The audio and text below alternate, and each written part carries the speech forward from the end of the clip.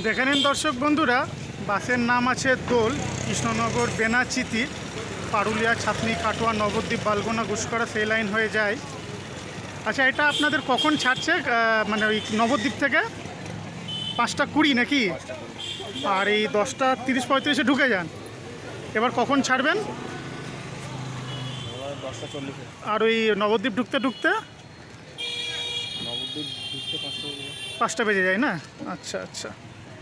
তো বাসের নাম আছে দোল।